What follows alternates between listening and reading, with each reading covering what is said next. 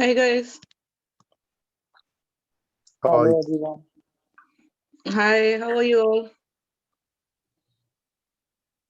fine, Akansha. All well here. Fine.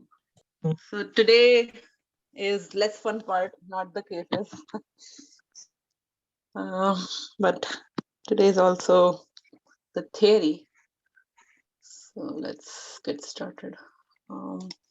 I have just moved in a new home and I got the internet just trying to see if I can install the PDF.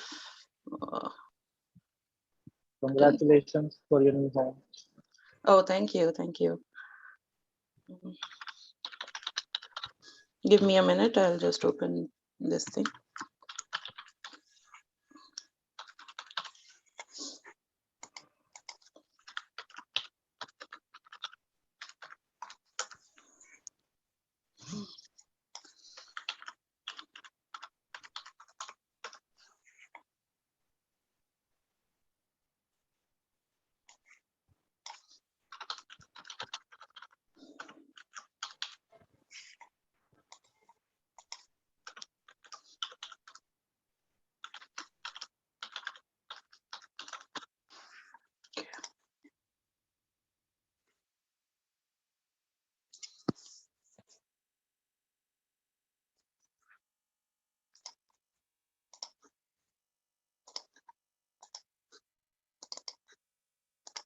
You should be able to see my screen now.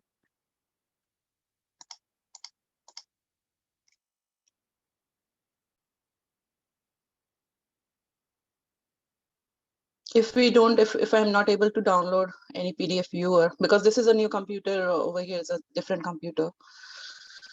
If I'm not able to download a PDF viewer, then we'll have to view the PDF in the Internet Explorer. So that is always there.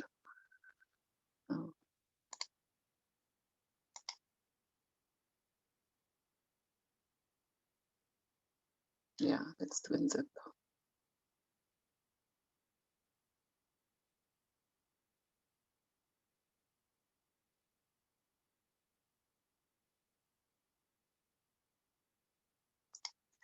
Yeah, that's not gonna work. Okay, so let's just do it on the here.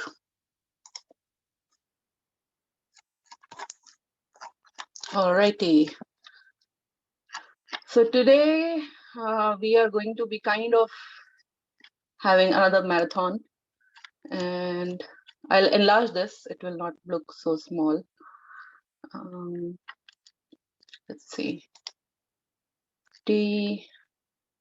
So today we'll try to finish, if we could, much of this ACE and quickly, and then tomorrow we'll go ahead and do the Brentwood once we have the foundation of ACE.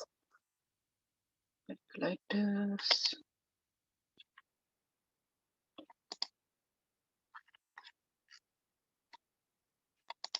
Okay, so this we already read in WHO.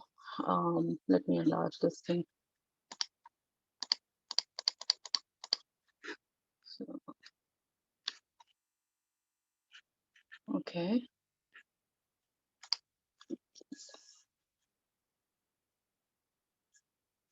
Okay.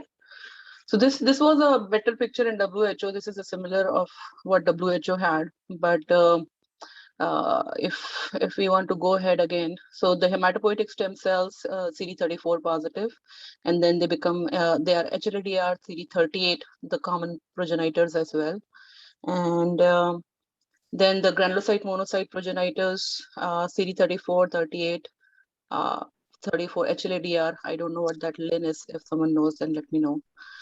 Monoblast, promonocyte, monocyte, and macrophages. So monoblast 34, 4 is one of the monocyte markers, so 4.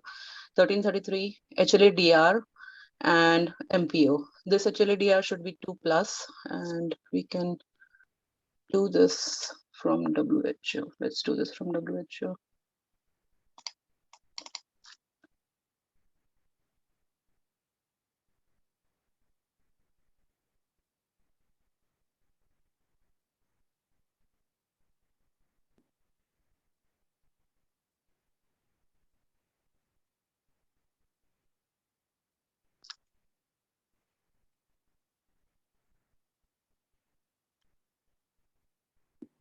Here.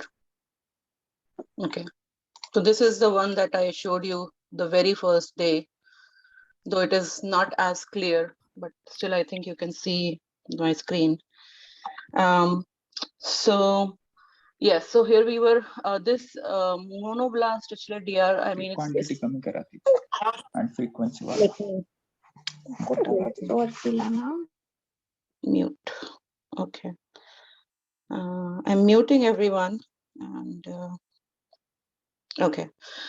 So the HLA-DR of myeloblast is brighter than the monoblast, and MPO negative in both myeloblast as well as monoblast. The MPO appears in case of promyelocyte, myelocyte, and metamyelocyte and neutrophils. So the myeloblast will not have the MPO. That's, I don't think so. I think that might be a typo here because the myeloblast should also have MPO. Just that the promyelocyte will have brighter MPO, but the myeloblast should also have MPO. Anyways, so CD13, 33 dim, and this one is 33 brighter than what you'll have with the myeloblast. 3117 HLA-DR 34. So we have read all of this very well in our sessions of the myeloid, the cases. So then 1464, 11B, 15 is more of the mature myeloid marker. So basically it will be more in neutrophils and metamyelocyte. It should have become brighter over here too. And then 16 is another mature myeloid marker. So 16 is brighter over here. And then 1464 becomes brighter as it goes. And 1411B becomes brighter as it goes. 64 remains the same. And so we have read all those maturation patterns. We'll quickly go through those maturation patterns as well. 13, 15. Okay, so that's that. And quickly go through the maturation patterns too.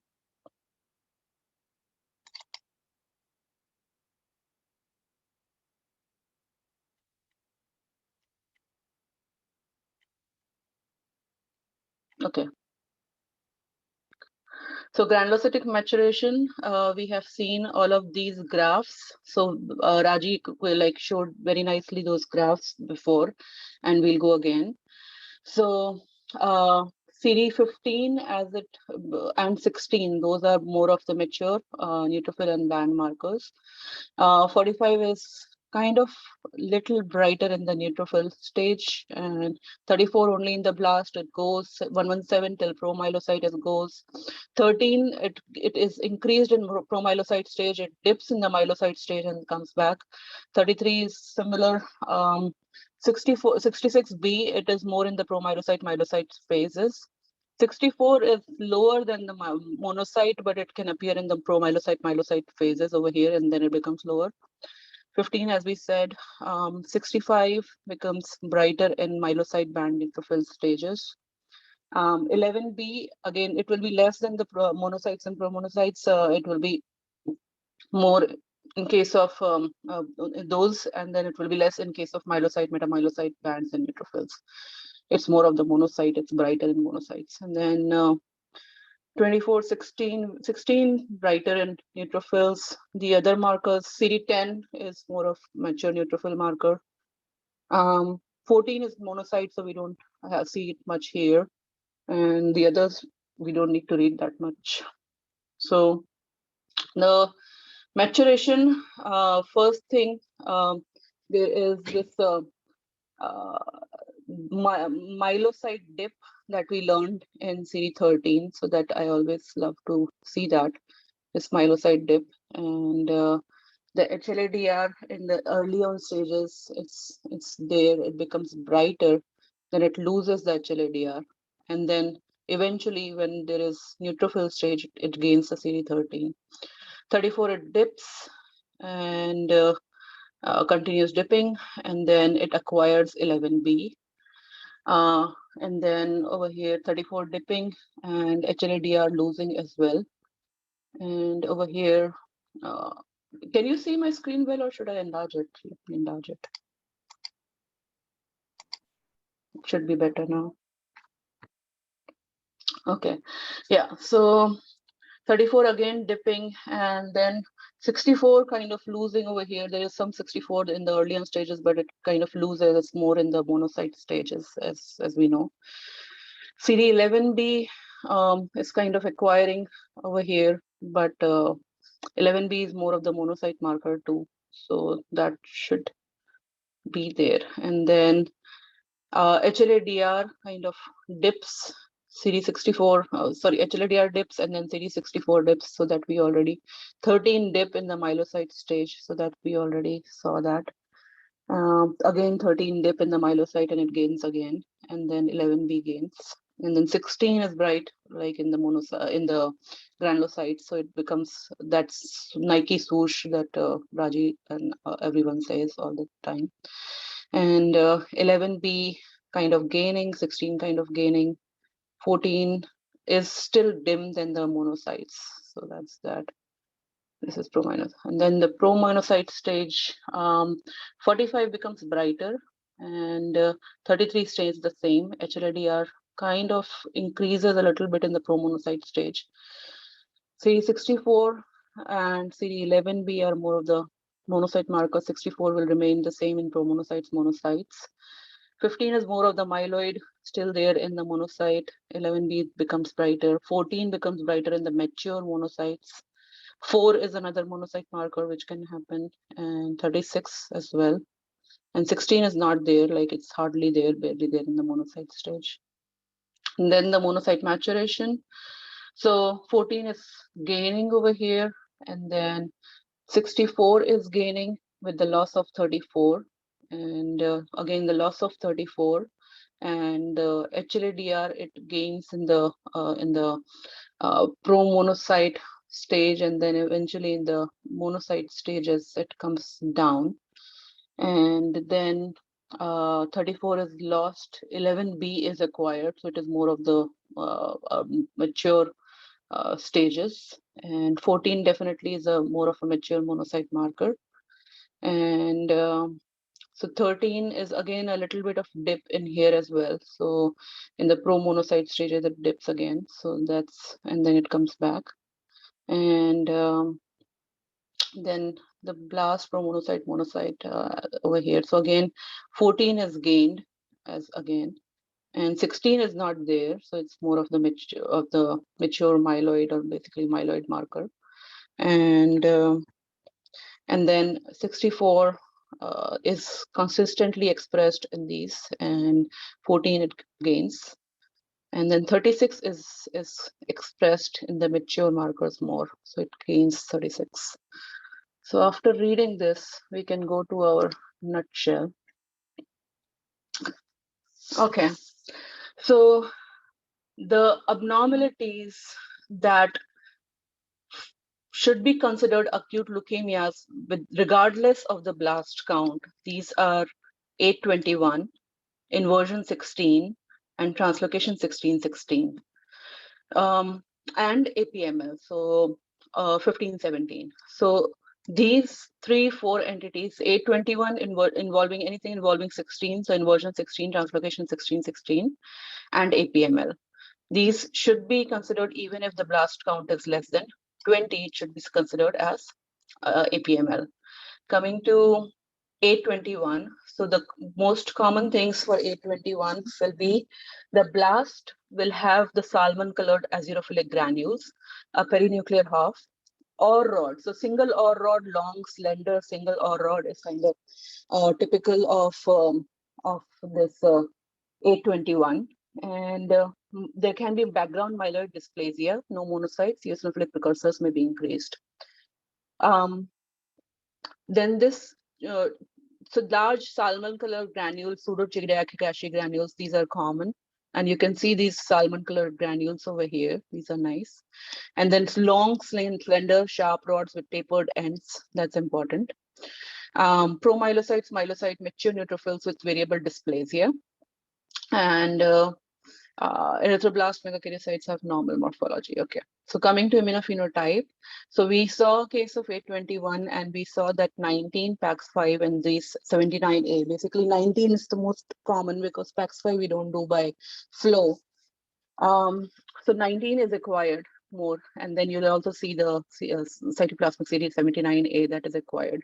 So those are your B cell markers acquired in case of myeloid. So basically MPO positive, 13 positive, 34 positive, HLA-DR positive, 15, 65 positive, however, but the B cell markers are there. 56 may be positive and 56 has a poor prognosis. So over here we can see a nice 13 positive population that is variable for 33, but partially positive. And then HLA-DR, which is positive, it's expressing CD19 and then it's expressing partially CD56. So that's typical for 821. 821 involves RUNX1, which is alpha subunit of CBF and RUNX1T1. And RUNX1 and RUNX1T1 fusion transcript is consistently seen in patients with 821. Other includes loss of del5q, so del9q, that's not specific or anything. So as we know, CD56 KIT positivity implies poor prognosis. So that's for 821. Coming to inversion 16, we know that all those dysplastic eosinophils, so we can see nicely in this figure, the dysplastic eosinophils that are the eosinophils with basophilic granules, that's typical of the inversion 16 or translocation 16. So eosinophils with basophilic kind of granules. So abnormal eosinophilic component, WBC count is significantly higher than in 821. So that's one thing that we should remember. Inversion 16, WBC count is significantly higher. So increased eosinophils in all stages of maturation, abnormal large purple basophilic-like eosinophilic granules may obscure the cell morphology. Or rods may be present, peripheral blood eosinophils will not be increased. So that's an important point. It's just in the bone marrow, it's not in the peripheral blood. Immunophenotype, so blast will be 34,117 positive. Granulocytes will be 13, 33, 15, 65.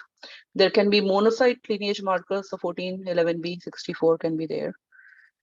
So basically it's inversion 16, so it will be both myeloid and monocyte that will be present in here, myelomonocytic. And inversion 16 and translocation 16, this one is the CBFB.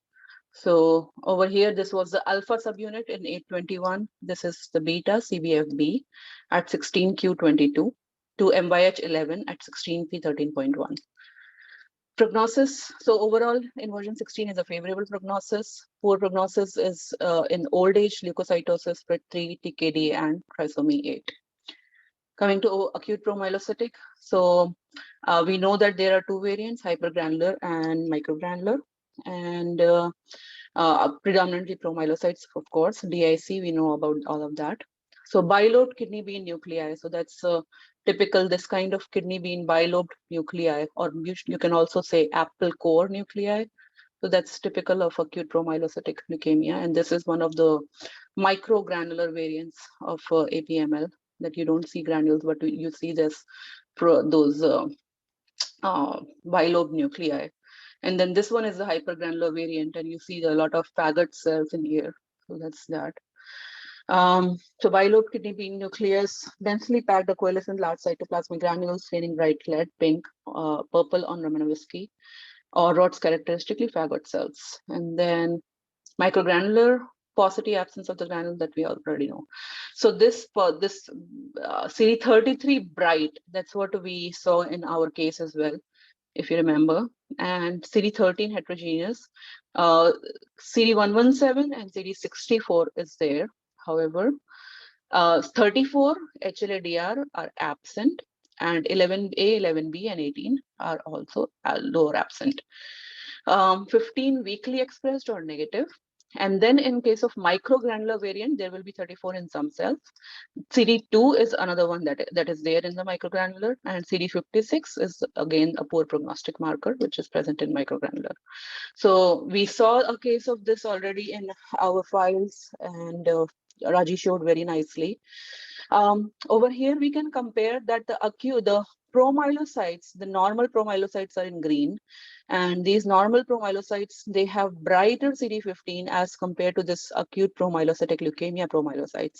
So that's something that you should also remember, that there is the CD15 is present, but it is weak or sometimes negative. So it's weak or negative 15. The important thing is that brightest CD33, variable CD13, but brightest CD33. So that's brighter than the normal promyelocytes. That's important. And then the HLA-DR and 34, that's lost. So 34 is lost, HLA-DR is lost. And then the 117 is kind of variable, but still positive. So majority of the population is positive here actually. So negative for 34, negative for HLA-DR, and bright CD33, and 117 that is retained, that is present, and then 13 can be variable over here, it's nice positive. So that's about the APML, and I think I haven't shown the microgranular variant, but the microgranular variant will also be CD2 positive and CD56 positive. So that's that. And PML RARA gene fusion on 17q21 fuses with the nuclear regulatory protein on 15 q24.1. So these q21.12 and 24.1 is important for your board purpose. If any one of you are giving exams, then you should remember these 17q21.2 and 15q24.1. So that's the PML RARA. The cryptic fusions can be present, so translocation 1517, masked translocation 1517, and those will be detected by molecular studies. So those cryptic fusions. The variants can be translocation 1117, resulting in ZBTB RARA, and that's the most common variant over here. The feature will be a predominance of cell with regular nuclei, many granules, usually absence of war rods, increased number of pelgeroid neutrophils, strong MPO, and resistance to tretinoin. And then prognosis, poor prognosis factors. So again, tretinoin and arsenic is the treatment, and then poor prognosis will be in hyperleukocytosis. CD56 is a bad prognostic indicator. FLT3 is bad, and older patient age. So FLT3 in APML is bad. Coming to 921. So 921, we have to remember it's monocytic features. So it's more of a M5 like the 921. So it's more of a MLL. So KMT2A and MLL fusion. So this one again, now it's starting. So the acute promyelocytic leukemia, whatever we read, these, even if less than 20% blasts, they are still called as leukemia. But now we are starting to in the entities that if more than if to call it leukemia, it has to have more than 20% peripheral blood or bone marrow blasts, more than or equal to. So that's that. And then so because it has monocytic features, we know that the monocytes, they like to go to the gingiva and skin. They like to have the extramedullary sarcoma, tissue infiltration. So that's what will happen here as well. And it will have more of the monocyte markers. So basically CD14, 4, 11B, 11C, 64, 36, lysozyme. All of these, the more monocytic markers will be there in case of adult. Translocation 911, that is MLL. And then pediatric will be a little different. It will be 33, 65 for HLA-DR, but 14 in pediatric is usually low, that we can remember, and 13 and 34. I have seen adult. I haven't seen a case of pediatric 911. Someone can impart knowledge if they have seen a pediatric 911 case. Genetics, translocation 911, commonly MLL3, AF9 is most common in KMT2A translocation, MLL-T3, AF9. And then secondary chromosomal abnormalities, gain of chromosome 8, which is entirely non-specific, so that's nothing.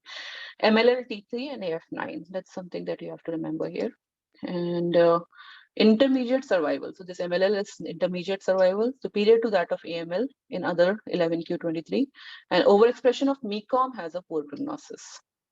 Coming to 6-9. 6-9, you have to remember that it is more of basophilia and multilineage dysplasia. So that's like the buzzwords for 6-9 that you have to remember. DECNUP 214. So DECNUP and basophilia, multilineage dysplasia. So again, this is one of the entities which has more than 20, which has to have more than 20% blasts. And affects both adult and children. So over here, it will be more of AML with maturation and AMML. So those will be the presentation. And then the basophilia, that will be defined as 2% basophils. So hence it will also have the basophilic markers. So it will also have CD123. You can see, so apart from CD13, 33, that's there. There are the CD9 is there, CD123 is there, MPO is there. HLA-DR, CD117, CD34, all the immaturity markers are there. And so because it's AML with maturation, the other mature markers with CD15 and MPO are there as well. And then some cases expresses monocyte associated markers. So those will be 64 can be there, and some RTDT positive. DEC-NAP, so basically chromosome 6 and chromosome 9, so DEC and NAP. FLT3 mutations are also common in these, and high WBC is a bad prognostic indicator. Increased bone marrow blast are associated with shorter disease-free survival. Coming to inversion 3 and translocation 3-3. So this one is EV1 and GATA2 expression. So MECOM GATA2 and also called as EV1, MECOM GATA2. So translocation 3, inversion 3-3, GATA2 MECOM. So this one is more of dysplastic megakaryocytes that you should remember in inversion 3, translocation 3-3. So I think there should be a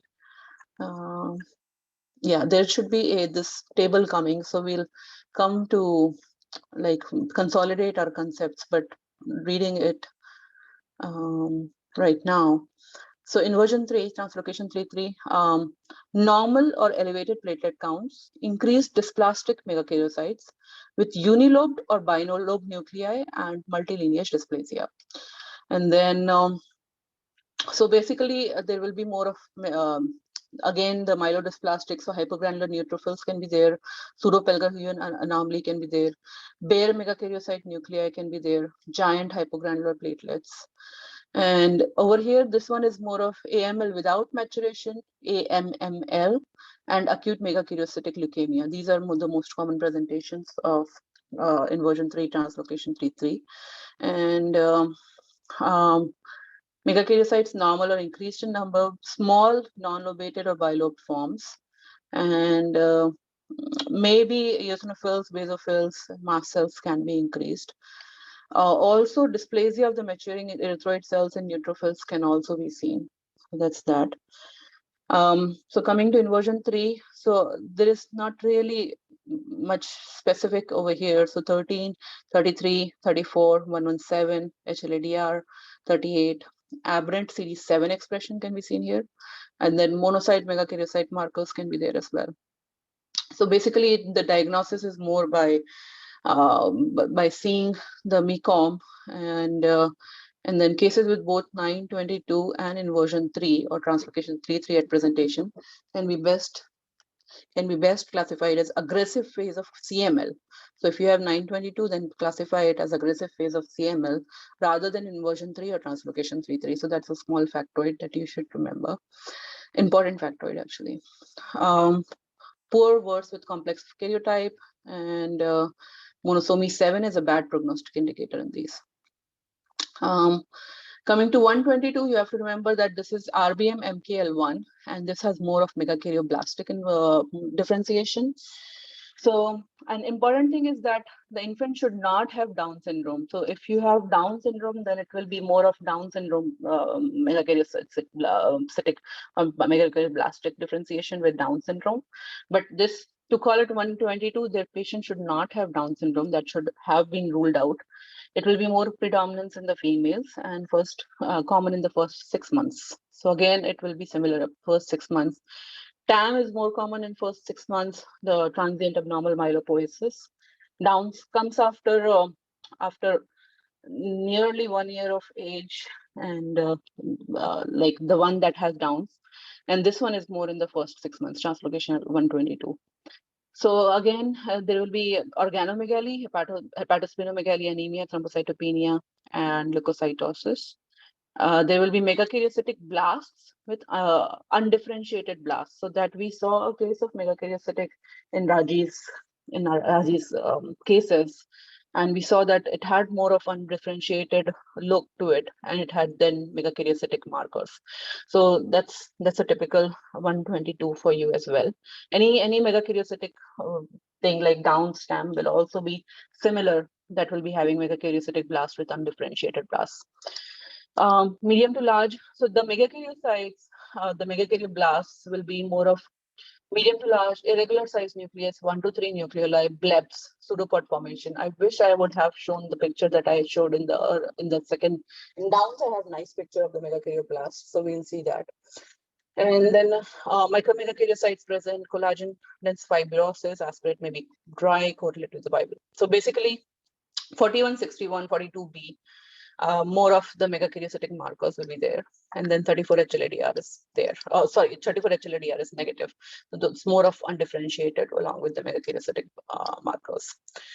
Genetics, most cases, translocation 122 is only karyotypic abnormality. So usually it's associated like isolated abnormality, and prognosis is poor. So then BCR-ABL, acute myeloid leukemia with BCR-ABL. So we gave a nice differentiation of AML with BCR-ABL and CML with BCR-ABL. So how to differentiate that? If you have a BCR-ABL and so AML with BCR-ABL and CML, just a second, I'm getting a message.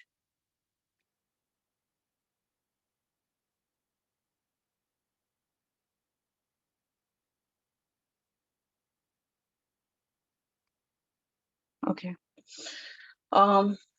So in CML, we'll have the dwarf megakaryocytes that are present, and the basophilia, splenomegaly, those are like more common features in the CML rather than the AML. We don't see the splenomegaly for obvious reasons, like splenomegaly is more chronic in any case.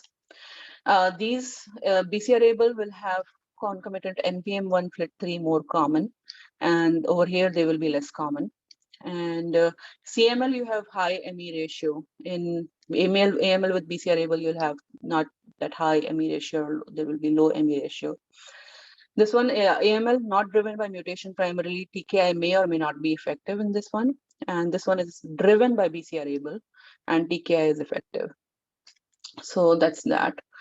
So if what important thing is, it will be a de novo AML. So it will not have any history of CML before. So it is not something that is transforming from CML. It is a de novo AML. There's no previous or any either before, after, anything, no evidence of CML prior. So it is a de novo that happens with BCR-ABL. And you have to exclude MPAL, RGA, and therapy-related myeloid neoplasms. So that is always there. You have to exclude these before making any of these diagnoses anyways.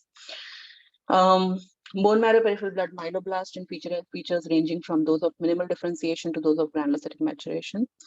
So this AML with BCR-ABL, you'll also see CD19 aberrant expression over here, and then CD7 aberrant and TDT.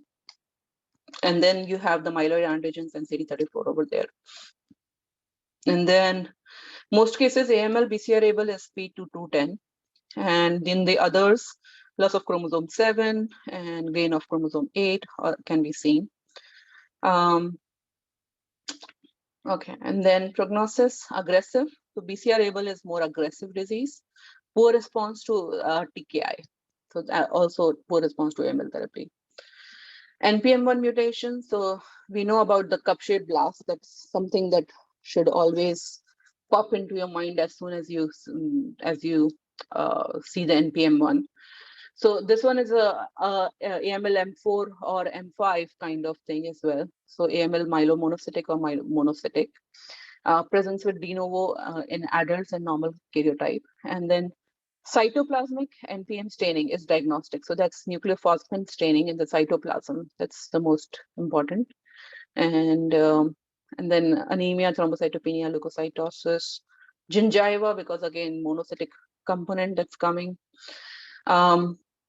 So diagnosis, identification of the genetic lesion by molecular techniques and IHC in peripheral sections with aberrant cytoplasmic NPM1 expression.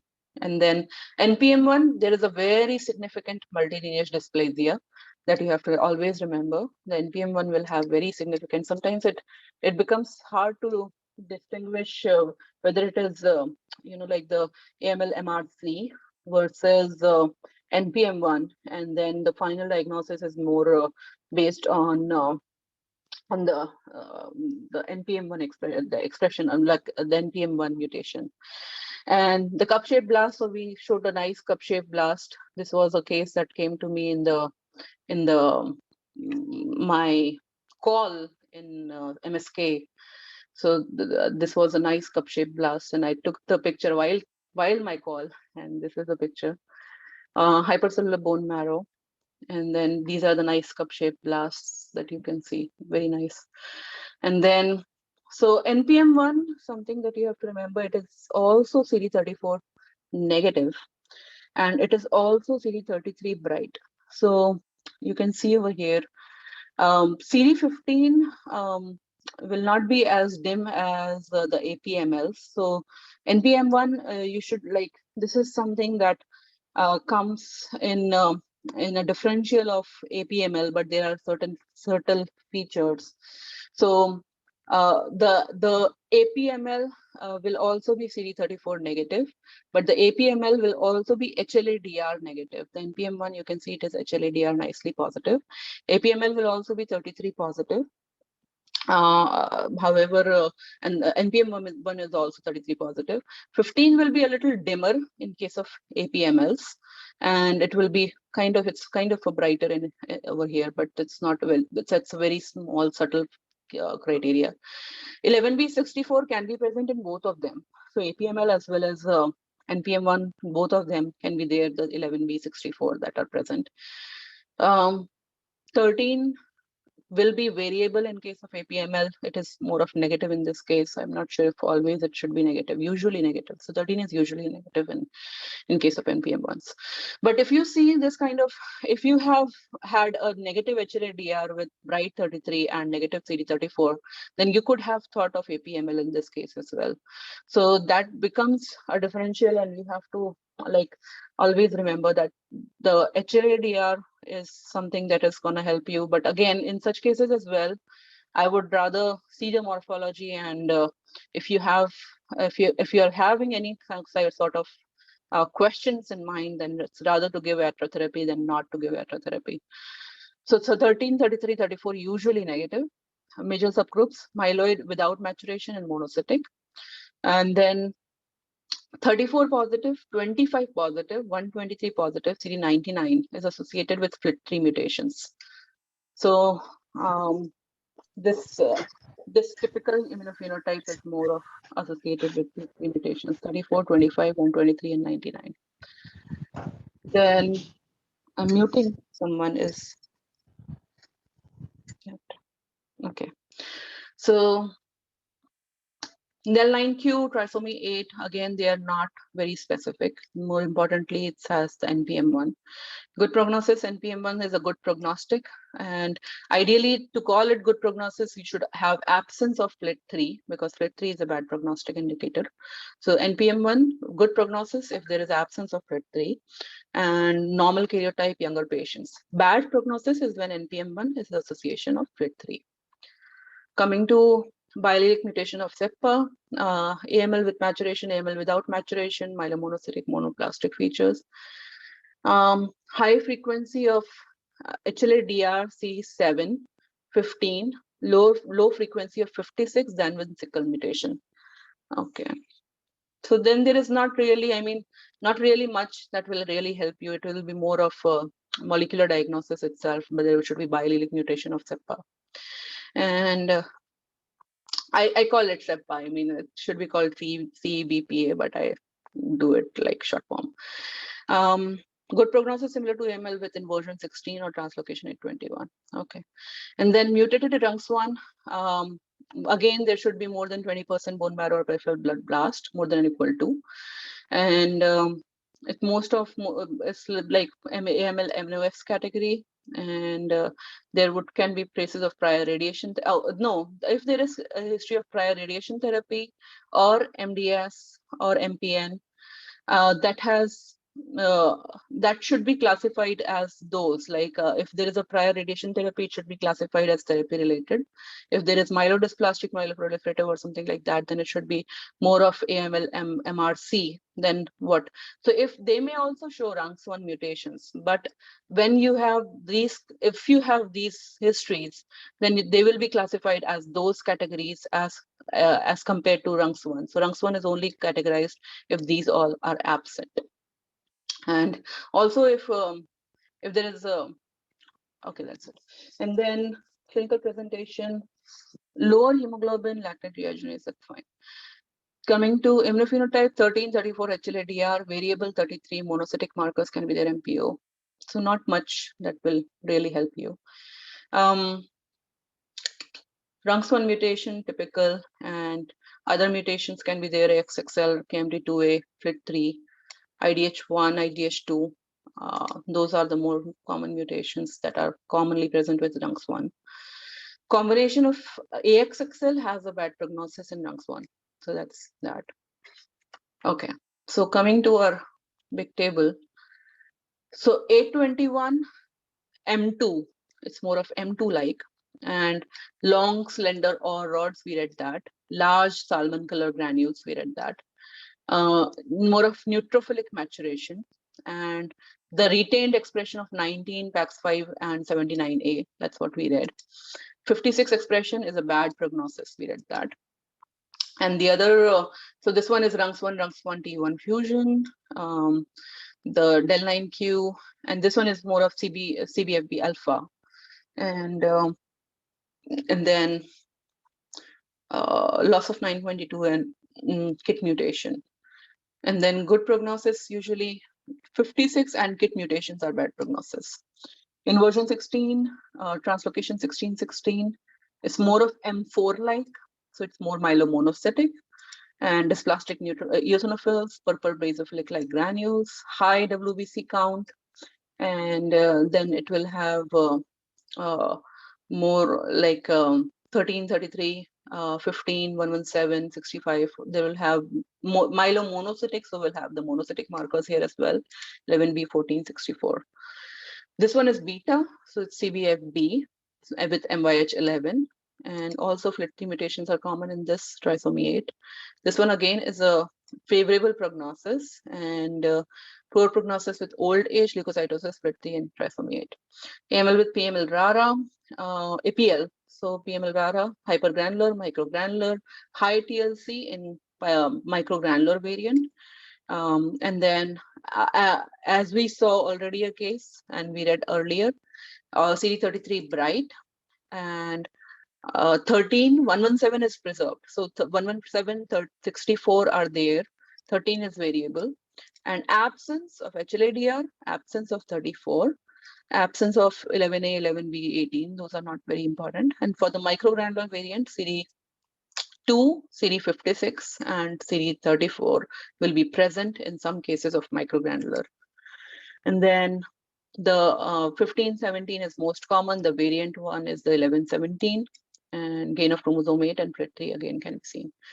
Poor prognosis if you had leukocytosis, 56, FLT3. Then 9/11, KMT2A, MLL-P3, and so it's more of monocytic, M5-like, and it's having the monocytic extramedullary and tissue infiltration. So 9/11, monocytic, and so monoblast from monocytes, so it will also have that monocytic features. We read that, all of that monocytic expressions.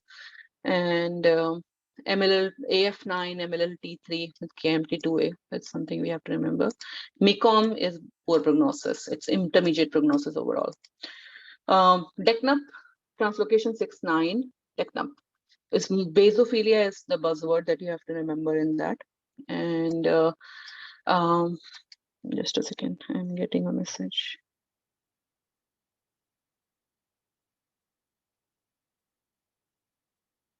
Okay. So where were it? DECNUP. So 6-9, basophilia is the buzzword here, and the basophilic markers which will be present here as well, 123-9 and so forth. And DECNUP with NAP, with 9, and then high TLC and more blast has shorter survival. Okay, and then translocation 3 in version 3. So that's will have the hypergranular, or that should be hypergranular Pelgahue, giant hypogranular platelets, large dysplastic nuclei, myelomonocytic and megakaryoblastic. And then aberrant expression of CD7, we read that. Monosomy 7. And if you have monosomy 7, that's a bad prognosis. 122, MKL1. So for with MKL, we can remember it's more of megakaryocytic. So it's more of megakaryoblastic or megakaryocytic leukemia and RBM MKL1. So you'll see the megakaryoblast and micromegakaryocytes. It will often be a dry tap. And you will have more of undifferentiated blasts with the megakaryocytic blast markers. 41, 61, 42B and 31, 34 NHLDR are negative. I'm getting a call. Just give me a second. Huh?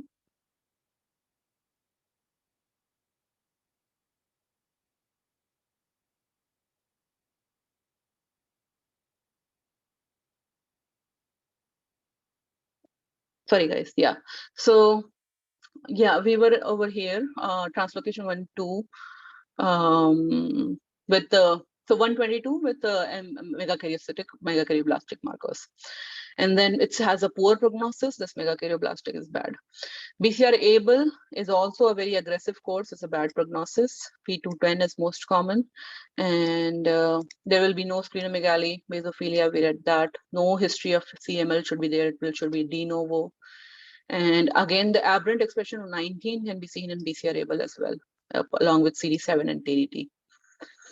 NPM1, so NPM1, we saw that again, it can be more of monocytic kind. So extramedullary involvement, gingiva can be there.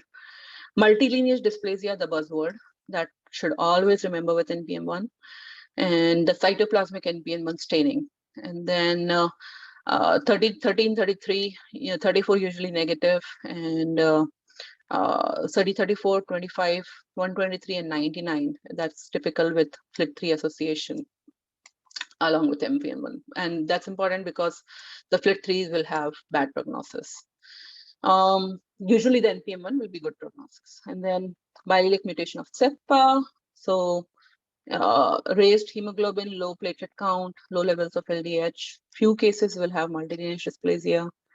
CD7 expression, aberrant, and 15 NHLDR positive.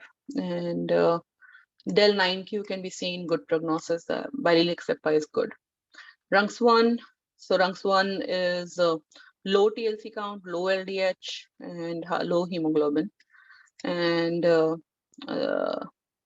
not specific over here, anything immunophenotype, and associated members, okay. So I went in detail with AML recurrent genetic because we should always know the AML with recurrent genetics. Those are very important. So then now we'll kind of quickly go with the other things. So AML MRC. So MRC, by definition, it should have more than 20% bone marrow blasts, or blood or bone marrow blasts, more than or equal to. And then there should be history of MDS or MDS MPN, or else the defining cytogenetic abnormality that we'll see, or else the multilineage dysplasia. So this multilineage dysplasia for AML MRC, it should be present in more than 50% of the cells in a particular lineage in order to call it MRC, in multilineage, sorry, in order to call it MRC. And absence of both of the following, prior cytotoxic or radiation therapy, if that is present, then it becomes therapy related. So even if there is a myelodysplasia before and it becomes blast, it should not have cytotoxic or radiation therapy. That will be more towards therapy related. It should not have the recurrent cytogenetic abnormality. That will be AML with that particular recurrent cytogenetic abnormality. So these two should be remembered here. So again, multilineage dysplasia alone is insufficient for diagnosis of AML MRC. In a case of de novo AML with mutated NPM1, so as I said, the mutated NPM1 has very significant MRC, like the multilineage dysplasia, not MRC, the multilineage dysplasia. So when you have that significant multilineage dysplasia, but has NPM1 mutation, that will be classified as NPM1 mutations rather than AML-MRC. And also in case of biallelic mutations of SEPA. Okay, so then we'll go quickly. We don't need to read everything now. And so this is important, more than 50% dysplasia and at least 2 cell lines. That's the important definition. If you have to call by morphology alone, which is very hard, you have to have more than 50% dysplasia and at least 2 cell lines. Okay, and then increase in 14 expression in the blast. So again, because of MRC, I think she showed, Raji showed us a case, I'm not sure, but she showed us a lot of cases of dysplasia, the MDSs, and increase in 14 expression. The AML-MRC is really poor prognosis, and increased expression of 11B34. So increase in 14, 11B34. Decreased expression of HLA-DR 117, and then FLT3 and 38 decreased. Increased expression of lactoferrin. Okay, and then aberrance of CD7 and 56, and 13 and 33 aberrantly high or low. So all these aberrant markers, we saw nice cases of that, some of them, which were some of them were very challenging, and we couldn't diagnose them, but Raji had them in her pocket. And increase in CD14, absence, like decrease, aberrant CD17 and 56, and decreased HLA-DR CD117, 38, and this ABCB1 or MRD1, I mean, most of the institutions, I don't think they do it. They have given in the WHO, I think only top-notch institutes, they do it. Aberrant CD7, 56, and then 13, 33 aberrantly high or low. So all those MDS kind of features. And the cytogenetic abnormalities that are defining, that are sufficient for the diagnosis of AML-MRC. The loss of chromosome 7, del7q, del5q, translocation 5q, chromosome 13 loss, del13q, del11q, del12p, or translocation 12p, and IDX. And then the balanced translocations of 11, 16, 321, 1, 3, 2, 11, 5. So involving basically 11, 3, if you have to remember, 5, all of these 5, 12, 5, 7, 5, 17, 5, 10, 3, 5. Okay. Again, if there is a MDS, a multilineage dysplasia with TP53 loss, that's bad. Increased 14 expression is bad. Balanced 11q, AXXL, and balanced translocation of 3 or 7q. Okay. Therapy related, so there should be a prior therapy in case of like chemotherapy, radiation therapy, and so forth. We'll just go through this chart of this therapy related because it has all the crux. So alkylating agent and topoisomerase 2 inhibitor. Alkylating agent is more of MDS-like. It will present as MDS after like chronic 5 to 7 years. This will be more acute, the topoisomerase 2, and it will be acutely presenting as AML. So that's something that you have to remember. And this is more of MLL. So it is more of translocation 11q and 21q, another one. This is more of MDS. So we know that del5q, del7q are more of the MDS kind of. So we can remember that. The most frequent is alkylating agent. Nearly 70% of therapy related are alkylating agents. And then 30% are topoisomerase 2. And the alkylating agents are melphalan, cytophosphamide, nitrogen mustard, chlorambucil, bendamustine, busulfan, procarbazine, carmustine, carboplatin, cisplatin, azathioprine, fludarabine, and so forth. And over here, they are more of rubicins. So toxorubicins, daunorubicins, epirubicins. Other topoisomerase 2 include sides, etoposides, tinoposides, and that's that. So that's therapy related. I will not go in detail. So basically therapy most common is the breast cancer, CHL that happens after CHL or breast cancer. And any therapy like with chemo and radiation that is not localized but systemic, those are more of therapy related. AML NOS. So NOS, we know that these AML minimal differentiation, AML with maturation, without maturation, acute myelomonocytic, monocytic, pure erythroid, megakaryoblastic, and basophilic, and panamylosis with myelofibrosis.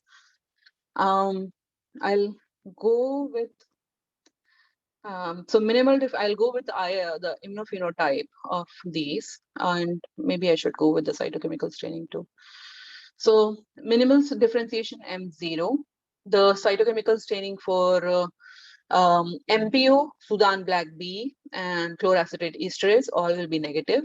Less than 33% blast will be positive. So that's the typical by definition. And bone marrow markedly hypercellular and so forth. So over here, early hematopoietic associated antigens will be present. So CD34, HLA-DR, CD38, these are present. There can be nuclear TDT. However, the more maturation or mature markers will be absent. So basically the myeloid and monocytic maturation markers, 11B, 15, 16, 14, 65, all of these will be absent. And blast will have at least two. So in order to call it AML, you have to have at least two myeloid associated markers. So those will be usually 13, CD117, and some cases can have CD33. So you have a 34 HLA-DR 38 positive case that has some myeloid markers, 13, 33, CD117.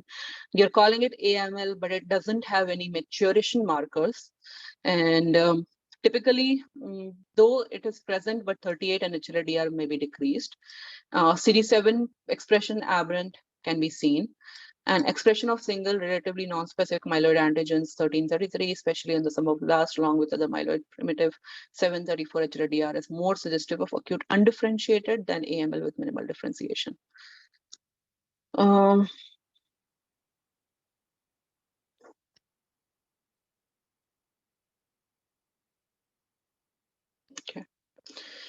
Genetics, loss of chromosome 5, 5q, 7q, and these are more of the chromosome, like the cytogenetic defining abnormalities for AML-MRC. So it should be considered as AML-MRC rather than this entity. And all right. AML without maturation. So over here, the MPO Sudan black B. So more than 90% should have evidence of maturation, bone marrow blasts. And these, so demonstrated by positivity for MPO and Sudan black B in more than 3% of blasts. So we are reading AML without maturation, and presence of OR rods. And then over here, there can be azurophilic granules, delicate OR rods. Again, MPO Sudan black B more than 3%. And over here, so MPO and then myeloid antigens 1333 117, CD34 HLA-DR will be there. Negative for B and T cell myeloid typical markers, so cytoplasmic CD3, 79A, 22, all of these will not be there. Again, it is without maturation, so again, it will be negative for 15, 65, 14, 64, and so forth. And AML with maturation will have more of the maturation markers. So over here in the immunophenotype. So again, in AML with maturation, so you have to have the promyelocyte, myelocyte, mature neutrophil will be more than 10% of the bone marrow, and less than 50% of the cells in two lineage will be dysplastic. So that's the typical definition. And so myeloid associated antigens, now you can have the maturation markers as well. So 15, 65, 11B, 14, all of these will appear. And then the rest of it remains the same. So myelomonocytic, you have myelos and monos. So myelos, basically more than 20% blast, including myeloblast, monoblast, and promonocytes. And neutrophil and its precursors, with monocytes and its precursors, constitute more than 20% of the cells. So neutrophil precursors and monocyte and precursors constitute more than 20%. Yeah. So that's that. And So this is more of myelomonocytic. So we have those of myelomonocytic features. So we have nice 64 positive monocyte population, 14 positive, 33 bright population. So that HLA-DR. So this monocyte population, then there is blast population in red. So that's the blast population is CD34 positive, HLA-DR positive, CD117 positive, and we have some maturing grands here as well. So more of M4-like pictures. It has to remember the myelomonocytic is M4. And that's that. So then you have more than 2 of the monocytic markers. That's that. M5 is completely monocytic. So definition is more than 20% blast, more than 80% of leukomic cells are monocytic lineage, including the monoblast, promonocytes and monocytes. And only a minor component, the neutrophils component, should be less than 20% in order to call it M5. And then the M5A is more than 80% should be monoblast. M5B is less than 80% is monoblasts. Yeah. So then this typical monoblastic feature, nice monoblasts over here. Intensely basophilic cytoplasm with pseudopod formation. We can see the pseudopod formation maybe here. Okay. And then, so basically monocytic, bright 33, 64, 11B positive, 34, 117 negative, HLA-DR present bright, and then 34, 64 again, 13 negative this case, okay. And then erythroid leukemia, so basically the definition, more than 80% of the bone marrow cells are erythroid, and more than 30% are proerythroblasts. And then you have those erythroid markers, CD71, E-cadherin, and 61 are showing some megakaryocytes over here. It's negative for 34, it's negative for 117, again, proerythroid leukemia, and MPO. So immunophenotype, glycophorin, hemoglobin A, E-cadherin 71, those are the erythroid markers. And then blast positive for 117, usually negative for HLA-DR and 34, so that's important. And positive for 117, negative for HLA-DR and 34. And negative megakaryocytic markers, 41, 61 will be negative. So you have a nice CD71 positive population over here. And Raji showed a very nice case of CD71, which was bright over here. And that was kind of platelet population that she showed. But over here we see 34 negative, HLA-DR negative, CD117 that is present, CD71 that is present. So that's that. Megakaryoblast, this typical picture of megakaryoblast, that's what I was saying that I'll show you eventually. These megakaryoblast are medium to large size, round, slightly irregular nuclei, indented nucleus, fine reticular chromatin, 1 to 3 nucleoli with typical blebs or pseudopod formation. So these pseudopod formations are very typical of megakaryoblast. And then again, the undifferentiated kind. So basically more of a negative 34, negative HLA-DR, negative MPO, and with 41, 61, 42B. The myeloid antigen scan 1333 can be present. Aberrant expression of CD7 can be seen. And okay, cytoplasmic expression of 4161 is more specific than sensitive. Okay. This AML M7 is worse in prognosis as compared to the other AML types, 122 and Down syndrome. That's what they say. Acute basophilic, the definition, blast more than 20, basophil more than 40% of the nucleated cells. And so basically we'll have the basophilic markers 123, 203, and so forth. And negative for monocytic markers and KIT. KIT is negative, though 11B is still there. And then abnormal mast cells expressing KIT, mast cell tryptase. So the basophils will also have abnormal mast cells. They will be expressing KIT, mast cell tryptase, CD25. Oh no. So yeah, so we have to always differentiate the basophilic leukemia with the mast cell leukemia, and the mast cell leukemia will have those abnormal findings. So that makes sense. Okay.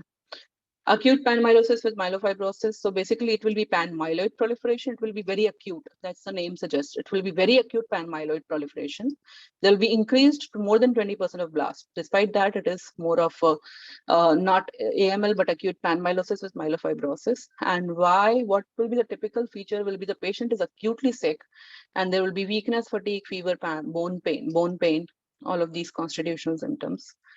We don't like, I haven't seen a case that was made this diagnosis. I think I haven't seen one. I don't remember at least. So myelofibrosis, it will have those teardrop cells, dacryocytes, and then dysplastic megakaryocytes, diffuse fibrotic stroma. All right. And then differential diagnosis is obviously other types of AML. And AML with specific subtypes, acute megakaryocytic. Okay, so that's that. I will not go in details with this this one. Let's go further. Myeloid sarcoma, we don't need to read it here. We usually don't do the flow for myeloid sarcoma. Important thing is that you should have a mass. That mass is kind of important. It should have a mass-like configuration of myeloid cell blasts, and effacement is the keyword. There should be effacement. So that's the keyword that comes in the definition. And it could be any like myeloblast, promyelocytic, any or neutrophilic maturation. And so you can see over here in a nice myeloid sarcoma. We'll not go in details of that.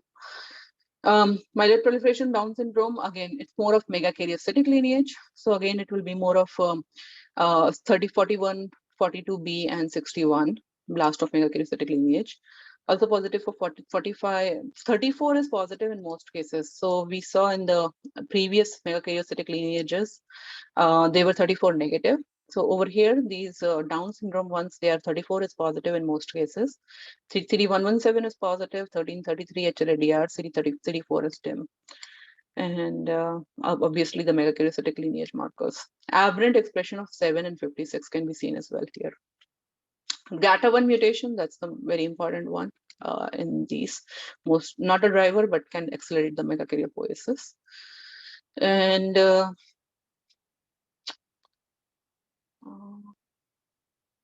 okay, so that was, yeah, and this TAM, it happens in early on. So it's usually 3 to 7 days. And it's said that it should be definitely less than 6 months. So that's TAM is transient abnormal myelopoiesis. And then there should be spontaneous remission, most cases in first 3 months of life. And then this, the AML with Down syndrome, it happens in a later duration. So demographic, if you see, in most children less than 5 years, and then it doesn't happen as soon as the first 3 months of life, or maybe 3 to 7 days. So if you have a case of 3 to 7 day old, which is looking like AML, even if it could look like, it will look like AML, it will have the megakaryocytic markers. It is more of TAM rather than the AML with Down syndrome. And so AML with Down syndrome, later on again presenting with the megakaryocytic, those blebs, nice blebs, and all those features. And then it will have a nice megakaryocytic differentiation as well. So that's that. And okay. Ambiguous lineage. So we'll go with the definition of the ambiguous lineage. So definition of the ambiguous lineage, basically MPO. So that's a defining myeloid lineage marker that should be present.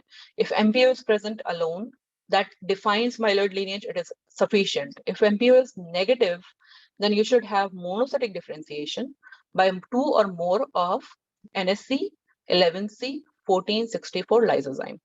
So 2 or more of these markers. So MPO, if MPO is absent, then monocytic markers, 2 or more. For T cell lineage, the defining is cytoplasmic CD3. So by flow cytometry with antibodies to CD3 epsilon, and immunohistochemistry by using polyclonal anti-CD3 may detect CD3 zeta chain, which is not the T cell specific. Surface CD3, Rare in mixed phenotype, surface CD3 is rare, cytoplasmic CD3 is T cell defining. And then B cell lineage, so strong CD19 with one or more of 79A, cytoplasmic 22, 10. Or if there is a weak CD19, if we don't have the CD19 weak, then more than 2. So over here, CD19 along with 1 is fine, 79A, cytoplasmic 22 and 10. If the CD19 is not as strong, then there should be more than 2 of 79A, 22 or 10. So that's the defining category. So basically, the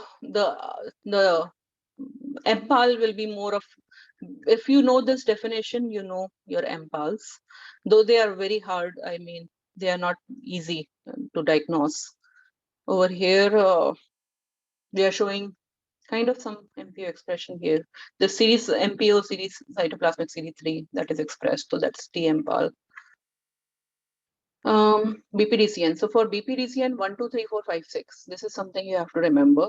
So 1, 2, 3, 4, 5, 6 means positive for 123, positive for 4, and positive for 56. So this is 1, 2, 3, 4, 5 as well, positive for 4, 5. So these 123, 4, and 56, these are typical BPDCN markers. And then the others, CD303, TCL1A, CD2AP can be there as well. TCF4 positive in most cases, and negative for the mature CD16 marker. MPO will be negative as well. So that's important because it's BPDCN is not myeloid, it's blastic plasmacytoid. And the so this is important, like 303 is important, 56, 4, 123, TCL1A, these are the ones that you should remember for BPDCN. And so if you have a case that is MPO negative and then 13, 16 negative, we should always rule out a BPDCN should have a high index of suspicion. If you have a CD56 positive, 4 positive, 123 positive case, should have a high index of suspicion. So absence of lineage associated antigens together with the positivity of 4, 45, 56, and 123 is considered diagnostic, the mnemonic 2, 1, 2, 3, 4, 5, 6. And the CD303 positivity has highest diagnostic score. So that's kind of specific, looks like. So then we have the CD, so if we see high forward scatter population and CD123 positive, CD4 positive, and CD56 positive, also expressing some of TDT here. And then HLA-DR, which is bright, CD33 is absent, and CD14 is absent, and 56 is bright. So that's your typical BPDCN population. And so MPNs are more of the criteria. If you see for MPNs, it's more of the bone marrow features and peripheral blood features rather than flow. And I think we saw a nice CML flow as well that Raji had. So we don't need to go in much detail of CML.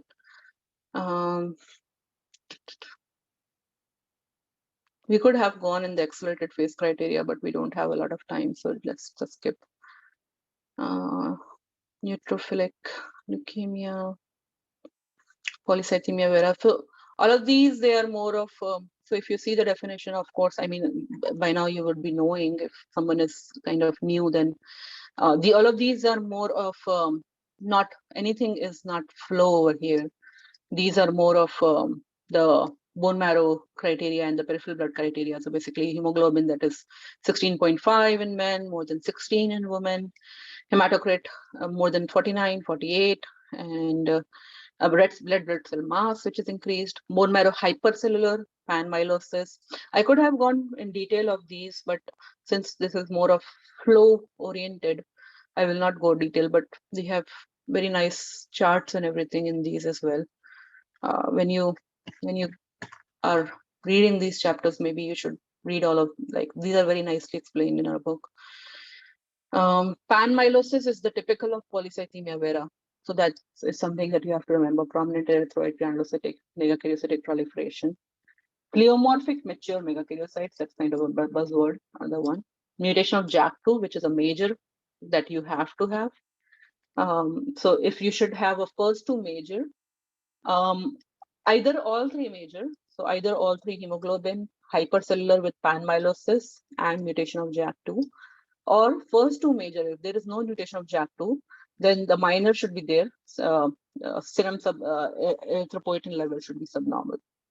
And then another thing is that the bone marrow criteria, this is an important small pointer that they have given in WHO. So the bone marrow criteria of panmylosis and hypercellular bone marrow is not required if the hemoglobin is more than 18.5 in males, more than 16.5 in females, and hematocrit of more than 45 in males and 49.5 in females.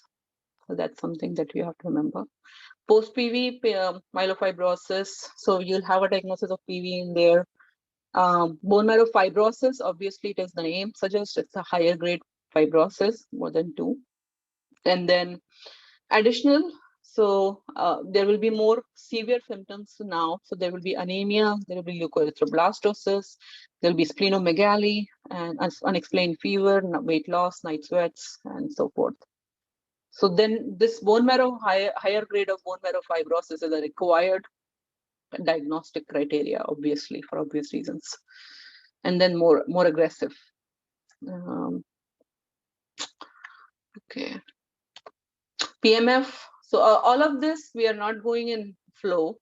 So I'm just reading this, the most important criteria, just to put it very nicely in your mind, because I mean, by now you should have that already. But if someone is starting, then it's nice to just review them. PMF. So PMF, primary myelofibrosis. So primary myelofibrosis, you should remember that the megakaryocytes are really atypical. So the hyperchromatic atypical megakaryocytes. So megakaryocytic proliferation, atypia is a buzzword here. So you won't see the atypia, the atypical megakaryocytes that you define. This is more of PMF rather than the others. And reticulum fibrosis more than 1, accompanied by increased age-adjusted bone marrow cellularity. Granulocytic proliferation, often decreased erythropoiesis. So over there we had more of panmylosis. Over here we have more of granulocytic proliferation and decreased erythropoiesis. And then the criteria for BCR-ABL, CML, PV, ET, MDS should not be met. JAK2 mutation is another major criteria, CALR or MAPL. And if absent, then presence of other clonal markers like AXXL, EZH2, TET2, IDH1, SRSF2, and SF3B1. And absence of minor reactive bone marrow reticulum fibrosis. Again, the minor criteria, the same: anemia, hyperleukocytosis, splenomegaly, elevated LDH. Okay. For the fibrotic stage, overt fibrotic stage, the collagen fibrosis, reticulum fibrosis should be prominent, and the grade should be 2 or 3. And again, the WHO criteria of the others should be absent, and the presence of the molecular abnormality. That's that. So then we'll not go into details of this as well. ET, again, this is not a flow diagnosis. So ET, so platelet count more than 450. And this one, the ET is mainly of megakaryocytic lineage. If you have, so basically enlarged, mature megakaryocytes, hyperlobulated nuclei. So remember, they are not talking about atypical megakaryocytes here. I think I must have shown. So you see this PMF, these atypia, hyperchromatic, atypical monocytes, the megakaryocytes that you see, that's typical of PMF. You won't see the ET megakaryocytes are hyperlobulated. You'll see them in clusters. In clusters, you'll see also in case of PMF, they are very tight and very big clusters can be seen in PMF as well. But you can see that they're not hyperchromatic and atypical looking. They are more of hyperlobulated looking. So that's that. And then No, then if you have a left shift, increase or left shift of the neutrophil granulopoiesis or erythropoiesis, then you should think of something else. You should not have a panmyelosis. This should be only limited to megakaryocytic lineage. There should not be increase, not significant increase of or left shift of the neutrophil or erythropoiesis. And then those other things should be excluded. So BCR-ABL, PV, and other PMF should be excluded. And then JAK2 is another one. If in absence of JAK2, so basically for all major, or if in absence of JAK2, so 1 to 3 major, if absence of JAK2, then you should have the other clonal markers. So basically the same one, AXXL and the other ones. And evidence of reactive thrombocytosis. So that's that. And again, for post-ET myelofibrosis, you should have a defined ET present, and then it should be grade 2 to 3 of fibrosis in scale of 3, and 3 to 4 fibrosis in scale of 4. So again, you will have the severity features: anemia, leukoerythroblastosis, splenomegaly, elevated LDH, and then constitutional symptoms. So as soon as it becomes myelofibrotic, it has those severe symptoms. And so we have this nice table. I'm not going to go in detail. We are doing theory, but we are not like technically doing theory. We are doing the theory for flow much here. We can just skip. Myelodysplastic syndrome. Again, this is a large, big chapter, and it's beyond our scope to finish today. We can, if I would have had that chart, we could go through that chart. So I did not include that chart here. This is a very nice chart. If you're reading this book, I would suggest reading this chart, because this is the crux of all the definitions. And even not only the number of dysplastic lineage, but also the number of cytopenias are important in here. All of these criteria are very important.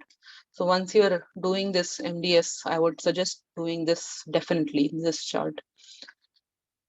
I wish I had that criteria, the immunophenotypic criteria. I think we'll read that in our Brentwood book better than what I will read here, the immunophenotypic or flow criteria.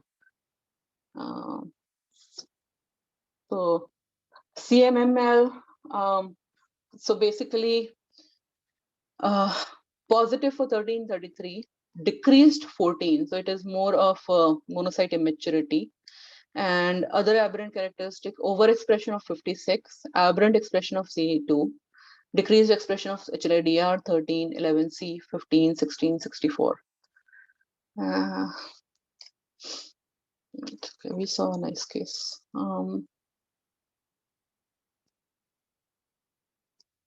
Okay, JMML, we don't need to go in detail of that. RARST is more of MP and unclassifiable, is also not a flow diagnosis.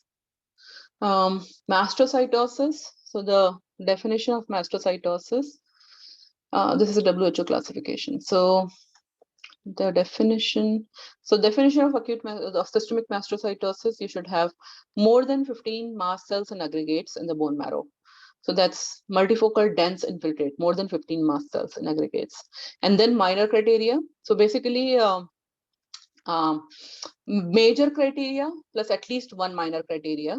Or if the major criteria is absent, if you don't have those mast cell aggregates, then 3 of the minor criteria. So what are the minor criteria? More than 25% of the cells should be spindle shaped or atypical, and more than 25% or more than 25% should be immature or atypical.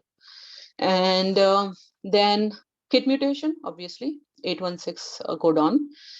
Expression of CD25 mandatory, with or without 2. So that is optional, but 25 is mandatory. Total tryptase more than 20. So any 3 of these in alone without increase in the mast cells is also diagnostic of systemic mastocytosis. So if you start seeing the spindle-shaped mast cells, immature or atypical mast cells, you go with the mutation, you see the codon 816 KIT mutation. You do the flow, or you do the by IHC, you see CD25, CD2. So then you can call it mastocytosis. So this major and minor are the same. So this is the flow. I think Raji also showed us very nice flow. So bright CD117 mast cells that are CD25 and CD2 positive over here. So that's that.